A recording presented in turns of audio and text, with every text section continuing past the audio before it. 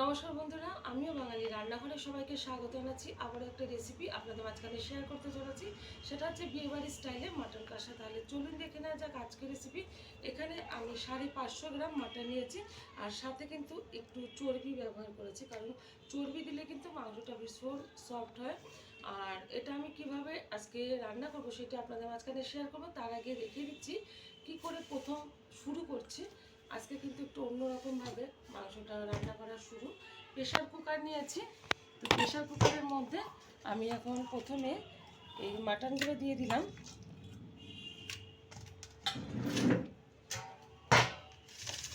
দিয়ে দেব একটু সর্ষের তেল,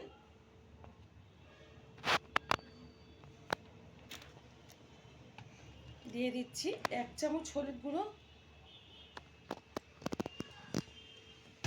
দিয়ে দেব 1 চামচ লঙ্কার গুঁড়ো, দিয়ে দিচ্ছি পরিমাণ মতো লবণ। ভালোভাবে কিন্তু এখন মাটনটা একটু মেখে নেব। আর এখানে কিন্তু কোনো জল ব্যবহার করব না, জল ছাড়াই কিন্তু এটা আমি কুক করে নেব। তো ভালোভাবে কিন্তু আমি মেখে নিয়েছি, এরকম স্টাইলে হয়েছে, যে দেখতেই পাচ্ছেন। এখন কিন্তু এখানে জল দেওয়া যাবে না, আগেই বলেছি। এখন এই প্রেশারের ঢাকনাটা লাগিয়ে আমি 4 থেকে 5টা সিটি দিয়ে বয়েল করে নেব। প্রেশার কুকারটা কিন্তু ওভেনে বসিয়ে দিয়েছি, আর এটা কিন্তু লো ফ্লেমে এটা কুক করে নিতে হবে, নাহলে কিন্তু পুড়ে যাওয়ার ভয় আছে। বারবার বলে দিচ্ছি আপনাদের যে লো আছে কিন্তু এটা কুক করবেন। তো আমি 4 থেকে 5টা সিটি দিয়ে তারপরে দেখাচ্ছি যে কেমন হয়েছে মাটনটা। প্রেশার কুকারের ঢাকনাটা খুলে দিয়েছি, দেখতেই পাচ্ছেন জল না দেওয়ার পরেও কিন্তু কীরকমভাবে জল বেরিয়েছে। এখন আমি মাটনটা রান্না করে নেব। মাটনটা রান্না করার জন্য ওভেনে কড়াই বসিয়ে তাতে দিয়ে দিয়েছি কিছুটা সাদা তেল। তেলটা গরম হয়ে গেছে, তেলের মধ্যে দিয়ে দিচ্ছি কিছুটা গোটা গরম মশলা, যেরকম এলাচ, লবঙ্গ, দারচিনি। এলাচটা কিন্তু থেতো করে ব্যবহার করেছি। এখন দিয়ে দেব কুচিয়ে রাখা পেঁয়াজ। এখানে কিন্তু পেঁয়াজের পরিমাণটা বেশি ব্যবহার করতে হবে। আর আপনারা তেজপাতা ব্যবহার করতে পারেন, কারণ বিয়ে বাড়িতে তেজপাতাটা দেয় না, সেই কারণে আমিও ব্যবহার করলাম না।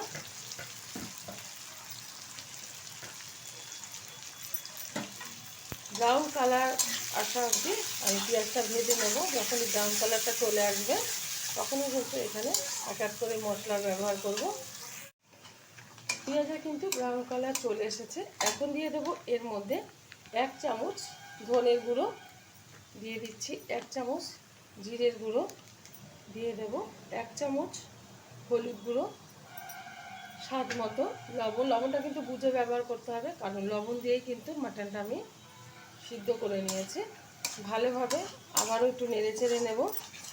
আর এখানে কিন্তু আর আমি কোনো ঝাল লঙ্কার গুঁড়ো ব্যবহার করব না, কারণ যখন আমি প্রেশারে সিদ্ধ করে নিয়েছি মাটনটা, তখন কিন্তু আমি লঙ্কার গুঁড়োটা ব্যবহার করেছি।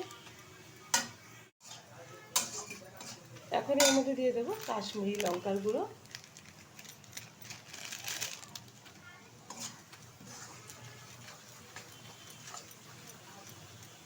দিয়ে দিচ্ছি এখানে পেস্ট করে রাখা টমেটো।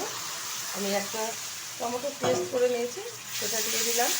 এখানে কিন্তু আদা রসুনটা আমি পরে ব্যবহার করব।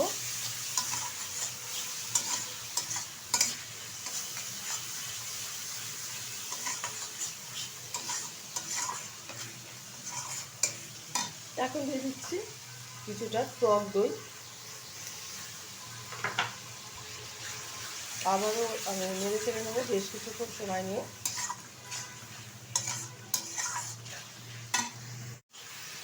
ভালোভাবে কিন্তু মশলাটা কষিয়ে নিয়েছি। এখন দিয়ে দেবো 1 চামচ মতো রসুন বাটা, দিয়ে দিচ্ছি 1 চামচ আদা বাটা। আবারও বেশ কিছুক্ষণ কিন্তু কষিয়ে নেব।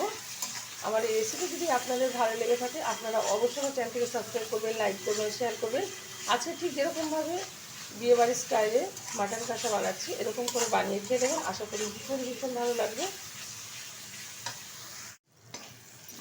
মশলাটা কিন্তু ভালোভাবে কষানো হয়ে গেছে। এখন দিয়ে দেবো প্রেশারে যে মাটনটা আমি কুক করে নিয়েছিলাম, সেটা ঢেলে দিচ্ছি কড়াইয়ে।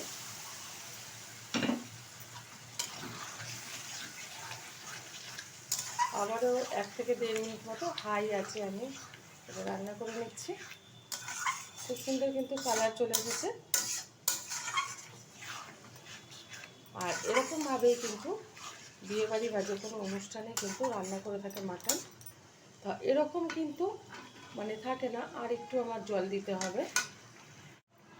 জলটা কিন্তু দিয়ে দিয়েছি অল্প পরিমাণে, যেহেতু মাটন কষা বিয়েবাড়ি স্টাইলে, তো সেই কারণে হালকা একটু জল ব্যবহার করলাম। তো পুরো কিন্তু কষা টাইপের হয় না, তবুও বলা হয় যে বিয়েবাড়ি স্টাইলে মাটন কষা। তো আবারও ঢেকে দিচ্ছি 5 মিনিটের জন্য। হাই আছে রান্না করে নেব। ঢাকনাটা তুলে দিচ্ছি।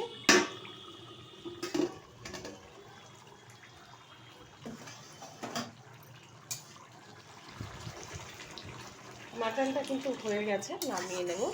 ঢেলে দেবো একটা পাত্রে। গরম গরম ভাতের সাথে আজকে আমার পরিবারকে সার্ভ করব।